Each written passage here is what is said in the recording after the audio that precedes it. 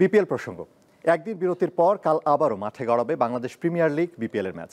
দুপুর 1:30টায় দিনের প্রথম ম্যাচে ফরচুন বরিশালের মুখোমুখি হবে ঘরের ফ্র্যাঞ্চাইজি চিটাগাং কিংস, আর সন্ধ্যা 6:30টায় দুর্বার রাজশাহীর প্রতিপক্ষ খুলনা টাইগার্স। ঘরের মাঠে পা রেখেই বিশাল শোডাউন করেছিল চিটাগাং কিংস। প্রথম ম্যাচের ফলও মিলেছে, দর্শকের ঠাসা স্টেডিয়ামে খুলনাকে হারায় তারা। তবে পরের ম্যাচেই হোঁচট, রংপুর রাইডার্সের কাছে হার। প্লে অফে খেলার আশা বাঁচিয়ে রাখতে তাই এখন ঘুরে দাঁড়াতে মরিয়া চাটগাঁইয়ারা। বর্তমান চ্যাম্পিয়ন বরিশালের সুদিন ফিরেছে। রংপুরের কাছে 2 লেগে হারলেও বাকি ম্যাচগুলোতে ঠিকই আগ্রাসী ছিল তারা। স্বরূপে দেখা দিয়েছেন অধিনায়ক তামিম ইকবালও। তবে অভিজ্ঞ মুশফিকের রান খরা নিয়ে কিছুটা দুশ্চিন্তায় তারা, তাই বাড়তি মনোযোগ এই ব্যাটারের দিকে। দুর্বার রাজশাহী আছে খাদের কিনারায়। 7 ম্যাচে মাত্র 3টিতে জিতেছে তারা, আছে টেবিলের 4-এ। প্লে অফের জায়গা ধরে রাখতে হলে এবার আরও সতর্ক হতে হচ্ছে রাজশাহীকে। তবে পারিশ্রমিক ইস্যুতে মাঝের উত্তপ্ত সময়ের রেশ মাঠে থেকে যায় কিনা সে দুশ্চিন্তা তো থাকছেই টিম ম্যানেজমেন্টের। 6 ম্যাচে মাত্র 2টিতে জয়ী খুলনার জন্য সেরা 4-এর দুয়ার এখনো খোলেনি। তবে মেহেদী মিরাজের দল প্রতিবারই বেশ কাছে গিয়ে খেই হারিয়ে ফেলায় তাদের আফসোসটা একটু বেশি। শনিবারের অনুশীলনে তাই তাদের মনোযোগ ছিল ফিনিশিং এর দিকেই। তৌসিয়া ইসলাম, দীপ্ত স্পোর্টস। চট্টগ্রামের জহুর আহমেদ চৌধুরী স্টেডিয়ামে আছেন আমাদের সহকর্মী রুনা আনসারি। তার কাছ থেকে জানাবো দলগুলোর প্রস্তুতির সবশেষ। রুনা, চট্টগ্রামের যে স্বাগতিক ফ্র্যাঞ্চাইজি তারা তো প্রথম ম্যাচে জেতার পর দ্বিতীয় ম্যাচে হেরে গেল, তো সমর্থকদের মধ্যে কি রকম দেখছেন প্রত্যাশা? তারা কি একটু অসন্তুষ্ট বা হতাশ? আনোয়ার, আপনাকে একটি বিষয় বলে রাখি, সেটি হচ্ছে চিটাগং কিংসের যে দর্শক ছিল, আমরা দর্শকদের যে উন্মাদনা দেখেছি শুরু থেকে, চট্টগ্রাম পর্ব শুরু থেকে, সে উন্মাদনা কিন্তু গতকাল পর্যন্ত আমরা দর্শক গ্যালারিতে দেখেছি।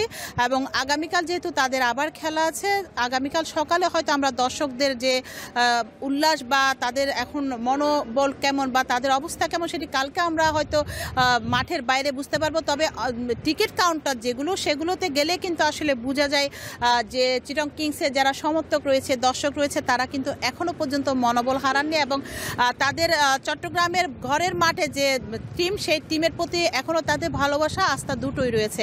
আমরা অনেক দর্শকদের সাথে কথা বলেছি, গতকাল যেহেতু তাদের প্রিয় দল হেরে গেছে, কিন্তু দর্শকরা বলছেন তারা ঘরের সন্তানরা ঘরের মাঠে খেলছে, তাদেরকে উৎসাহ দেওয়ার জন্য, তাদেরকে কিন্তু সাহস যোগানোর জন্য যতটুকু না গ্যালারিতে বসে তাদেরকে সাপোর্ট করা যায় সেটি তারা শেষ পর্যন্ত করবে। জয় পরাজয় কিন্তু খেলার মাঠে হতেই পারে, তার মানে এ নয় যে তারা মন খারাপ করে দল থেকে মুখ ফিরিয়ে নেবে, এমনটা কিন্তু চট্টগ্রামের যারা ক্রিকেট প্রেমী আছে তারা এমনটা করবেন না, এমনটাই অনেক দর্শক থেকে আমরা শুনেছি। তবে চিটাগং কিংসের যে প্রস্তুতি, আগামীকাল তারা আবার মাঠে নামবে, সেই প্রস্তুতি কিন্তু এখন পর্যন্ত ভালো রয়েছে, সেটি কিন্তু বোঝা যায়। কিন্তু আগামীকাল মাঠে যখন খেলতে যাবে, মাঠের খেলার অবস্থা দেখে বোঝা যাবে আসলে চট্টগ্রামের যে হাজার হাজার তাদের ক্রিকেট প্রেমী দর্শকরা রয়েছে চিটাগং কিংসের ভালো খেলার জন্য, তারা এতদিন পর্যন্ত আশা করছেন চট্টগ্রাম মাঠে তারা ভালো কিছু উপহার দিবে, সেই সময়টার জন্য তারা অপেক্ষা করছেন। আগামীকাল মাঠে তারা কেমন খেলা উপহার দেন এবং সেটির উপরে আসলে নির্ভর করবে দর্শকদের মনোভাব বা তাদের যে প্রিয় দলের প্রতি ভালোবাসা কতটুকু শেষ পর্যন্ত থাকে। চট্টগ্রামের মাঠ বলতেই আসলে, চট্টগ্রামের মাঠ বলতে সবার জন্য এটি ভাগ্যবান একটি মাঠ বলা হয়। সে ভাগ্য আসলে কোন দলের পক্ষে যায় চট্টগ্রাম পর্বে সেটি দেখার অপেক্ষা শেষ পর্যন্ত। চট্টগ্রামের মানুষ কিন্তু খেলা জিতুক বা তাদের প্রিয় টিম জিতুক বা না জিতুক, কিন্তু দর্শক তারা গ্যালারিতে আসবে, এমনটা সবসময় আমরা দেখে এসেছি। সেটি কিন্তু গতকালও দেখেছি, আগামীকালও হয়তো সেটি আবারও প্রমাণ হবে। যেহেতু আমরা জানছি এখন পর্যন্ত টিকিটের খরা এখনও রয়েছে, অনেকে এখনও সহজে তারা টিকিট পাচ্ছে না, এ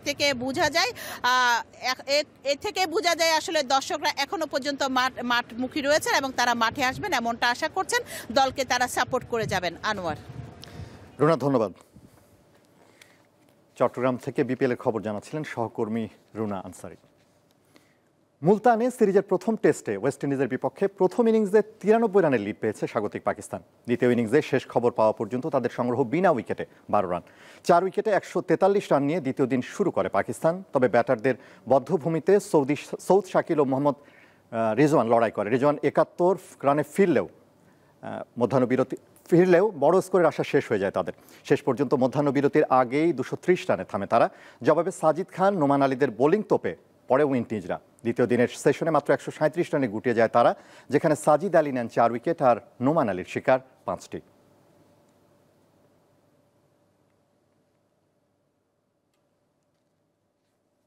ফুটবল। ইংলিশ প্রিমিয়ার লিগে রাতে আলাদা ম্যাচে মাঠে নামছে লিভারপুল ও অ্যাস্টন ভিলা। বেডফোর্ডের ঘরের রাত 9টায় নামবে অলরেডটা। অন্যদিকে লা লিগায় গেতাফের বিপক্ষে লড়বে স্প্যানিশ জায়ান্ট বার্সেলোনা। ম্যাচ শুরু রাত 2টায়। 20 ম্যাচে 46 পয়েন্ট নিয়ে টেবিলের শীর্ষে আছে লিভারপুল। ফর্মের তুঙ্গে থাকা অলরেডরা সবশেষ 5 ম্যাচের মধ্যে জয় পেয়েছে 2টিতে। সবশেষ ম্যাচে নটিংহ্যাম ফরেস্টের বিপক্ষে ড্র করে তারা। এদিকে লা লিগায় 19 ম্যাচে 38 পয়েন্ট নিয়ে টেবিলের 3-এ আছে কাতালানরা। সবশেষ স্প্যানিশ সুপার কাপে রিয়াল মাদ্রিদকে হারিয়ে শিরোপা জেতার পর কোপা দেল রের ম্যাচে রিয়াল বেতিসকে উড়িয়ে দারুণ ছন্দে আছে হ্যান্সি ফ্লিফের শিষ্যরা। তাই গেতাফের বিপক্ষে জয়ের ধারা বজায় রাখাই লক্ষ্য স্প্যানিশ জায়ান্টদের।